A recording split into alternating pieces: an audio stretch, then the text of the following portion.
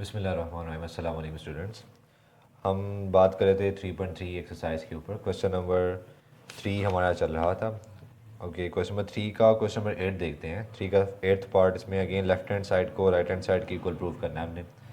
तो क्वेश्चन आप साथ साथ देख लीजिएगा पेज नंबर 112 पे कि 8th पार्ट में क्या कहा जा रहा है। हमें एक डिटर्मिनेंट गिवन है, एक्सपैंड करने के बाद उसका आंसर हमारा राइट हैंड साइड आप देख लीजिए कि क्या उसके इक्वल आना चाहिए। तो अब टेक्निक क्या है उसकी, लेफ्ट हैंड साइड मैंने लिख लिया है। इसको सॉल्व कैसे करेंगे ये देखते हैं।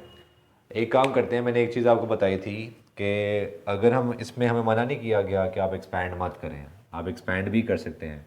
लेकिन अगर हम ऑपरेशंस के साथ साथ अपने डिटर्मिनेंट को थोड़ा सिम्प्लीफाई कर लें तो ऑपरेशंस लगाने के बाद एक्सपैंड करेंगे तो हमारे लिए आसानी हो जाएगी। तो हम क्या करते हैं, अगर मैं C1 और C2 को ऐड कर दूं तो मेरे पास ए प्लस बी प्लस सी, ए प्लस बी प्लस सी, ए प्लस बी प्लस सी हमारे पास कॉलम 1 में आ जाएगा। यानी अगर मैं यहाँ पे ऑपरेशन लगाता हूँ C1 प्लस C2 तो चेंजिंग आएगी पहले वाली कॉलम में। तो क्या करते हैं, कॉलम 1 के अलावा बाकी कॉलम्स लिख लेते हैं। B plus C, C plus A plus B, same A plus B. ठीक है, अब C1 प्लस C2 करेंगे तो A plus B plus C, same इन तीनों को ऐड करेंगे A plus B plus C, इन तीनों को ऐड करेंगे A plus B plus C. इसका फ़ायदा हमें क्या होगा, अब कॉलम 1 देखिए बिल्कुल सेम हो गया। अब कॉलम 1 में से हम ए प्लस बी प्लस सी कॉमन ले सकते हैं। तो बाकी क्या आ जाएगा, कॉलम 1 में बाकी रह जाएगा 1 1 1, बाकी as it is B plus C, C plus ए,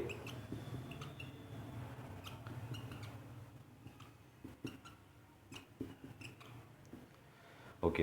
तो हमारी टेक्निक के मुताबिक हमें पता है जब भी हमारे पास किसी एक कॉलम में 1 1 1 आ जाए या रो में 1 1 आ जाए तो हम डायगनल वाले 1 की मदद से बाकी दोनों 1 को 0 बना लेते हैं। तो हमें अगेन R2 में 1 चाहिए, R2 में 0 चाहिए। इस 1 की मदद से हम R2 में 0 बनाना चाह रहे हैं, चेंजिंग R2 में चाहिए। तो क्या करेंगे, ऑपरेशन लिखेंगे, R2 को पहले लिखेंगे हम R2 minus R2 minus R1। 1 में से 1 माइनस करेंगे तो वहाँ से 0 आना चाहिए, लेकिन चेंजिंग मुझे कहाँ चाहिए, R2 में, इसलिए R2 को पहले लिखा हुआ है। तो इसके लिए ऑपरेशन आ जाएगा R2 माइनस R1। इसी तरह R3 में भी मुझे यहाँ पर भी 0 चाहिए, तो 0 किसकी मदद से बनाऊंगा, डायगनल वाले 1 की मदद से। तो again R3 minus R1, changing चूँकि R3 में आनी है तो इसलिए R3 को पहले लिख लेते हैं। ओके,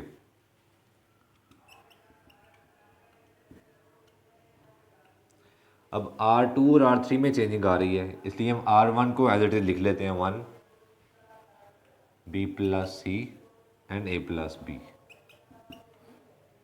ओके, पहले R2 माइनस R1 के ऊपर, यानी पूरी R2 को पूरे R1 से माइनस करना पड़ेगा।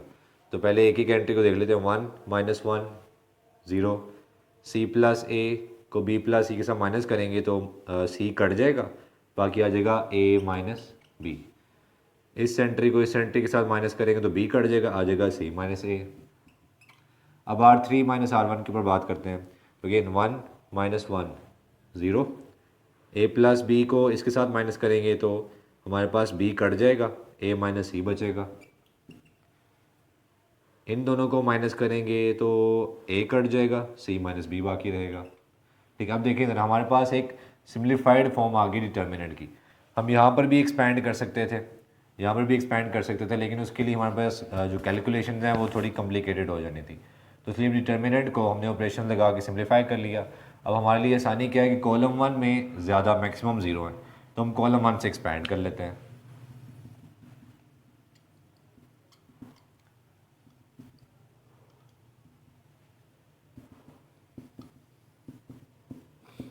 ओके, कॉलम 1 से एक्सपैंड करूँगा तो हमें पता है अगर को फैक्टर्स को देखा जाए तो को फैक्टर्स में माइनस की वजह से, जो माइनस का फैक्टर होता है उसकी वजह से हमारी एक एंट्री प्लस होती है, एक नेगेटिव होती है, यानी ऑल्टरनेटिव साइंस के साथ जो है हमारा एक्सप्रेशन आता है। लेकिन अगर को फैक्टर को एक साइड पर रखें हम देखें तो डिटर्मिनेंट में वेरी फर्स्ट जब हम एक्सपैंड करेंगे तो वेरी फर्स्ट एंट्री का साइन पॉजिटिव होगा, फिर नेगेटिव पॉजिटिव, पॉजिटिव के बाद नेगेटिव पॉजिटिव, ऑल्टरनेटिव साइंस हमारे पास आएंगे। तो उन साइंस को देखते हुए अगर मैं C1 से एक्सपैंड कर रहा हूँ तो मेरे पास वेरी फर्स्ट एंट्री 1 है, तो 1 का साइन क्या होगा, 1 पॉजिटिव होगा तो वो एज इट इज़ आ जाएगा। अब 1 के साथ यानी फर्स्ट कॉलम और फर्स्ट रो को इग्नोर करूँगा तो बाकी एंट्रीज़ को मैं डिटर्मिनेंट की फॉर्म में लिख लूँगा, a minus B, a minus C, c minus A, c minus B. उसके बाद हमारे पास आएगा 0, प्लस के बाद सेकंड वैल्यू का साइन होता है नेगेटिव, माइनस 0, 0 के साथ अगेन डिटर्मिनेंट मल्टीप्लाई होगा, लेकिन डिटर्मिनेंट की कैलकुलेशन होने के बाद उसने मल्टीप्लाई तो 0 के साथ ही होना है, इसलिए हमें डिटर्मिनेंट को लिखने की ज़रूरत नहीं है। थर्ड एंट्री हमारे पास आएगी, प्लस का साइन होगा, प्लस माइनस प्लस ये साइन है, थर्ड एंट्री का साइन क्या होगा, प्लस, तो थर्ड एंट्री आ जाएगी 0। अगेन इसके साथ जो डिटर्मिनेंट मल्टीप्लाई होगा उसने भी 0 के साथ ही बाद में मल्टीप्लाई होकर 0 हो जाना, इसलिए उसको लिखने की ज़रूरत नहीं है। तो इसको सिंप्लीफाई कर लेते हैं हम। इन ज़ीरोज़ का हमें ये फ़ायदा होता है कि हमें जो है उनके साथ वाले डिटर्मिनेंट फाइंड नहीं करने पड़ते, तो इसलिए जो है आपने जब भी एक्सपैंड करना तो आपने देखना है जिन रोज़ में या जिन कॉलम में मैक्सिमम 0 हो गया आपने उसी के साथ एक्सपैंड करना। अब 1 से मल्टीप्लाई करेंगे यही चीज़ आ जाएगी, तो इसको देख लेते हैं। पहले हमेशा डायगोनल एंट्रीज़ को मल्टीप्लाई करते हैं, माइनस, फिर नॉन डायगोनल एंट्रीज़ को मल्टीप्लाई करते हैं,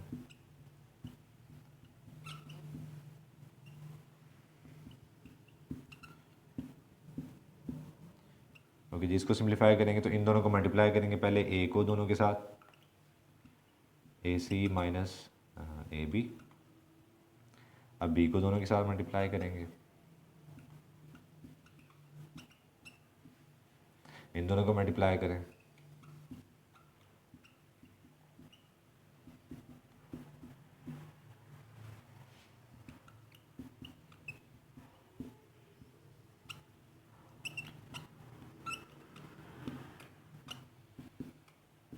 माइनस को अंदर मल्टीप्लाई करेंगे तो साइन चेंज हो जाएंगे।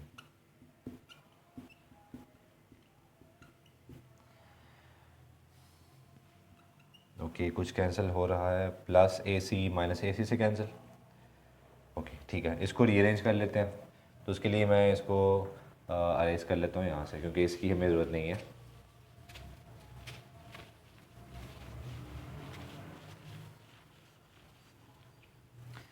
देखिएगा,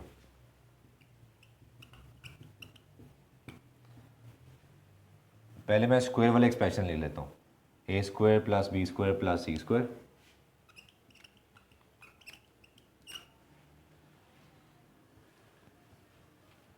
ओके। उसके बाद हमारे पास है minus A B minus B C, last में है हमारे पास माइनस ए सी या माइनस सी ए, जैसे मर्जी आप लिख लें,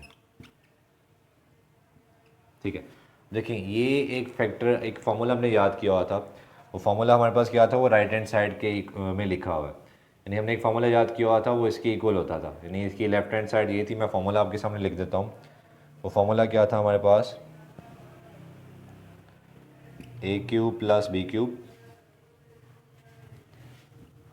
plus C cube minus 3ab, ये किसके इक्वल होता है, ये इस फैक्टर के इक्वल होता है।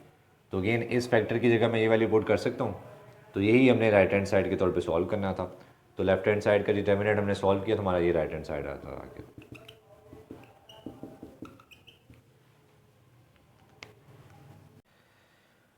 ओके जी, क्वेश्चन नंबर 3 के 11th पार्ट को देखते हैं। अगेन लेफ्ट हैंड साइड को हमने सॉल्व करके, यानी इसको एक्सपैंड करें तो हमारा आंसर राइट हैंड साइड के इक्वल आना चाहिए। तो अब इसको कैसे सॉल्व करेंगे, इसके लिए आप एक जो है नोट याद रख लें कि जब भी आप फैक्टराइज फॉर्म में हमने कोई आंसर निकालना हो, जैसे देखें एक एक्सप्रेशन ये है, एक एक्सप्रेशन ये, 4 एक्सप्रेशन आपस में मल्टीप्लाई हो रहे हैं, तो मल्टीप्लाई फॉर्म में जो भी आपके पास, यानी प्रोडक्ट फॉर्म में जो भी एक्सप्रेशन पड़ा हो उसे कहते हैं फैक्टराइज्ड फॉर्म।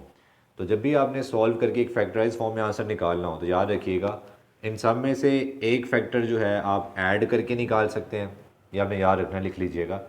इन सब में से एक फैक्टर आप ऐड करके निकाल सकते हैं और बाकी फैक्टर्स आप एक्सपैंड करके निकाल सकते हैं। अगर मैं देखूं तो मैं ये वाला फैक्टर ऐड करके निकाल सकता हूँ। अब कैसे ऐड किन कॉलम्स को या किन रोज़ को करना है ये हमें थोड़ा सा देखना पड़ेगा। जैसे अगर मैं इसकी लेफ्ट हैंड साइड ले लूँ,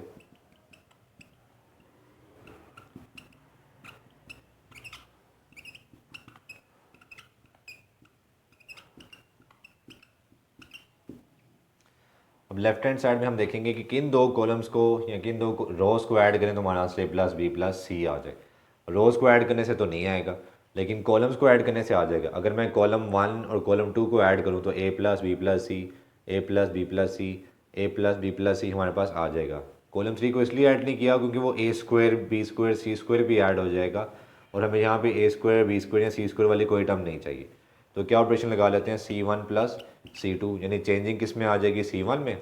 तो C1 के अलावा बाकी मैं दोनों लिख लेता हूँ, ए बी सी। ओके, अब C1 प्लस C2 करें तो A plus B plus C, same A plus B plus C, A plus B plus C.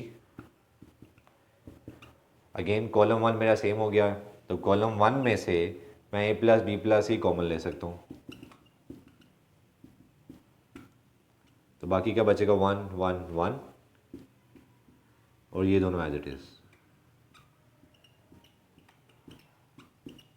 Okay, तो अगेन डायगनल वाले 1 की मदद से मैं बाकी दो 1 को 0 बना सकता हूँ। तो सेम जिस तरह प्रीवियस क्वेश्चन में किया था, R2 में चेंजिंग चाहिए तो R2 को पहले रखूँगा, माइनस यूज़ किसको करना, R1 को, तो R2 minus R1। Same R3 को, यानी इस एंट्री को 0 बनाना है इस 1 की मदद से, तो अगेन R3 को मैं चेंजिंग चाहना चाह रहा हूँ तो R3 को पहले रखूँगा, R3 माइनस R1।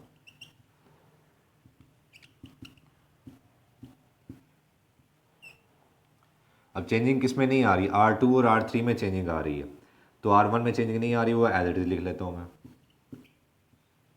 ओके, पहले R2 माइनस R1, यानी पूरी R2 को पूरे R1 से मल्टीप्लाई माइनस करना है, तो 1 minus 1 0, B minus A, B square minus A square. Same अब R3 माइनस R1, यानी 1 minus 1 0, C minus A and C square minus A square. Again हम इसको एक्सपैंड करके भी कर सकते थे, लेकिन चूंकि एक्सपेंशन से हमारी जो कैलकुलेशन थी वो थोड़ी कॉम्प्लिकेटेड हो जानी थी, प्लस माइनस की मिस्टेक से हमारा टाइम ज़्यादा हो सकता था, इसलिए ऑपरेशन लगा के हम डिटर्मिनेंट को थोड़ा सिम्प्लीफाई करेंगे। सिम्प्लीफाई करने के बाद देखें हमारा फ़ायदा क्या होगा कि किसी एक कॉलम में देखिए मैक्सिमम 0 आ गए, तो इस कॉलम से मैं एक्सपैंड कर लूँगा, तो C1 कॉलम 1 से एक्सपैंड कर लेते हैं।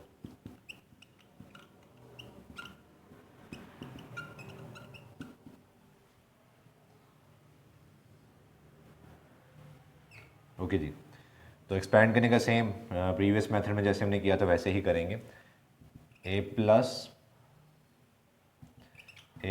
बी प्लस सी तो एज इट इज़ आ जाएगा। अब 1 से एक्सपैंड करें तो साइंस के मुताबिक, जो साइंस मैंने आपको बताए थे, अगर आप को फैक्टर वाले मेथड से नहीं करना चाह रहे तो आप साइन याद कर लें कि जब भी आप एक्सपैंड करेंगे किसी भी कॉलम या किसी भी रो से करना चाह रहे हैं तो एक दफ़ा ये माइंड में रख लीजिएगा, पहली एंट्री का साइन प्लस, बाकी ऑल्टरनेटिव साइन हो, यानी प्लस के बाद माइनस प्लस माइनस, प्लस के बाद माइनस प्लस माइनस, माइनस के बाद प्लस माइनस प्लस, प्लस के बाद माइनस प्लस माइनस, इसी का ऑल्टरनेटिव प्लस माइनस प्लस। ये 4x4 ऑर्डर के लिए मैंने किया, आप इसको 5x5 जैसे मर्जी आप इसको एक्सपैंड कर सकते हैं। तो अभी मैं एक्सपैंड करना चाह रहा हूँ कॉलम 1 से, तो कॉलम 1 का देखें साइन क्या, 1 पॉजिटिव, तो 1 पॉजिटिव आ जाएगा हमारे पास, और इसके साथ इसका डिटर्मिनेंट आ जाएगा, यानी फर्स्ट कॉलम और फर्स्ट रो को इग्नोर करूंगा तो बाकी एंट्रीज क्या आ जाएंगी, B minus A, B square minus A square, C minus A and C square minus A square. Next entry है 0, 0 का साइन होगा माइनस, अब 0 के साथ कुछ भी मल्टीप्लाई हो तो 0 ही आएगा, इसलिए उसका डिटर्मिनेंट लिखने की जरूरत नहीं है आपको। उसके बाद एंट्री है अगेन 0, उसका साइन है प्लस। ओके, इसको सिंप्लीफाई कर लेते हैं, 1 से मल्टीप्लाई हो रहा है तो इसलिए 1 को लिखने का फ़ायदा नहीं, क्योंकि 1 को मल्टीप्लाई करने से यही चीज़ आ जाएगी। इसको डिटर्मिनेंट को एक्सपैंड हम कर लेते हैं, तो अगेन पहले डायगोनल एंट्रीज को मल्टीप्लाई करेंगे, दरमियान में हमेशा माइनस, फिर बाकी एंट्रीज को मल्टीप्लाई करेंगे।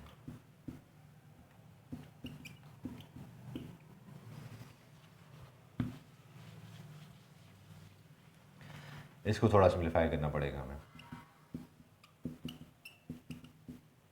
Okay, B minus A as it is, इसके ऊपर एक फार्मूला हम ओपन कर सकते हैं, C minus A into C plus A minus C minus A as it is. Again इसके ऊपर फॉर्मूला ओपन कर सकते हैं, ठीक हो गया।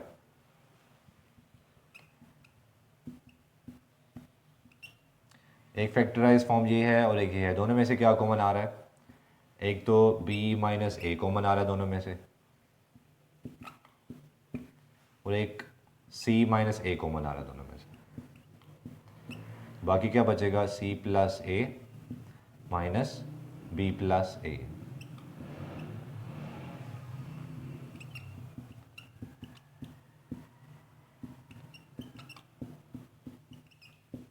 ओके, इनकी ब्रैकेट्स ओपन करते हैं। सी प्लस ए माइनस को उधर मल्टीप्लाई करेंगे, sign change, plus A minus A cancel,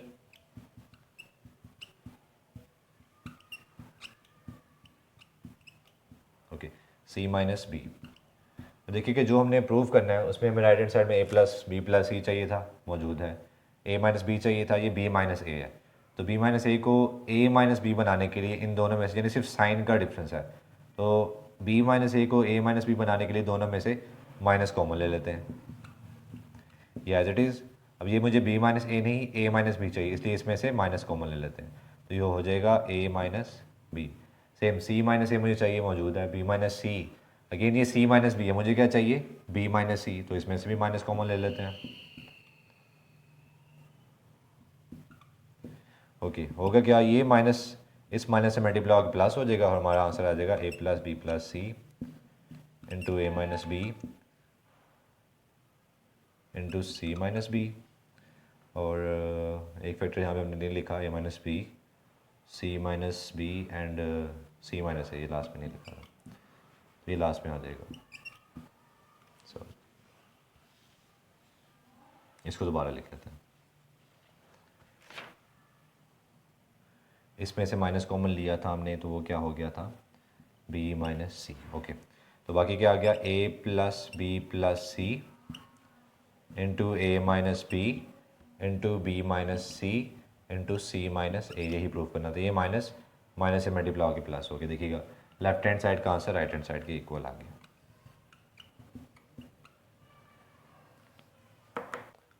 okay ji, question number 5 को डिस्कस करते हैं। विदाउट एक्सपेंशन वेरीफाई दैट, यानी इस क्वेश्चन का फर्स्ट पार्ट हमने लिया है, इसमें हमें एक्सपैंड करने की इजाज़त नहीं है, तो क्या करेंगे?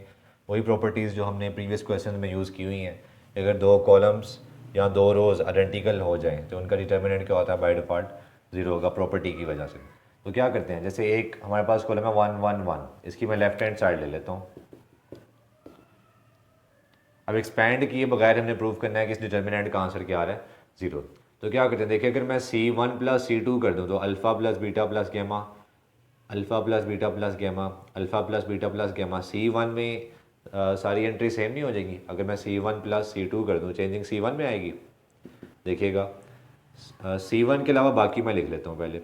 Beta plus gamma as it is, gamma plus alpha as it is, alpha plus beta as it is, 1 1 1 as it is. अब C1 प्लस C2 करेंगे तो चेंजिंग किस में आएगी? C1 में। तो हमारे पास आ जाएगा alpha plus beta plus gamma, alpha plus beta plus gamma. इसको मैं रीअरेंज करके लिख रहा हूँ, alpha plus beta plus gamma. अब देखिए C1 हमारा सेम हो गया, तो C1 से हम alpha plus beta plus gamma common ले लेते हैं। बाकी क्या आ जाएगा? 1 1 1, second column as it is, 1 1 1 है। अब देखें दो कॉलम्स 1 एंड कॉलम 2, कॉलम 3, ये दोनों कॉलम्स क्या हो गया? आइडेंटिकल, तो इस वजह से इसका डिटर्मिनेंट क्या आ जाएगा? ज़ीरो। ओके जी, क्वेश्चन नंबर 5 के थर्ड पार्ट को डिस्कस कर लेते हैं। क्वेश्चन नंबर 5 का third part and fifth part ये दोनों सेम होंगे, फिफ्थ पार्ट आप देख लीजिएगा। थर्ड पार्ट में क्या करेंगे, आप एक नोट याद रखिएगा कि जब भी फ्रैक्शन की फॉर्म में कोई डिटर्मिनेंट कोई एंट्रीज आपके पास मौजूद है डिटर्मिनेंट में, तो डेफिनेटली किसी फैक्टर से मल्टीप्लाई करना पड़ेगा आपको, ये याद रखिएगा। आप जब भी फ्रैक्शन की फॉर्म में एंट्रीज होंगी किसी कॉलम या किसी रो में, तो आपको उस रो या उस कॉलम को किसी एक फैक्टर से मल्टीप्लाई करना पड़ेगा। जैसे कि देखें ये मेरे पास एक फ्रैक्शन की फॉर्म में कॉलम मौजूद है, अब डेफिनेटली इसको मैं एक्सपैंड भी नहीं कर सकता, तो मुझे क्या करना पड़ेगा? प्रॉपर्टीज़ को ही यूज़ करना पड़ेगा। या तो दो कॉलम्स सेम बनाने पड़ेंगे या कोई से दो रोज़ सेम बनानी पड़ेंगी। अब जैसे अगर मैं इस कॉलम 3 को ए बी सी से मल्टीप्लाई कर दूँ तो बी सी से कैंसिल, मल्टीप्लाई करके देखते हैं। यानी कॉलम 3 को मैं मल्टीप्लाई करना चाह रहा हूँ ए बी सी के साथ। डेफिनेटली अगर मल्टीप्लाई किया है तो डिवाइड भी करना पड़ेगा।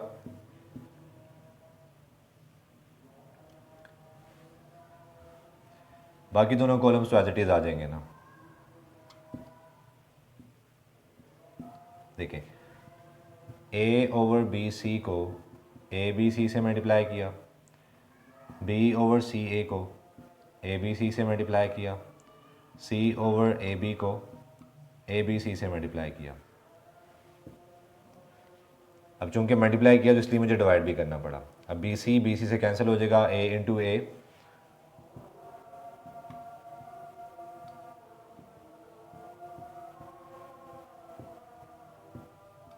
देखिए बी सी से cancel, A into A square, C A से cancel, B into B square, A B से cancel, C into C square.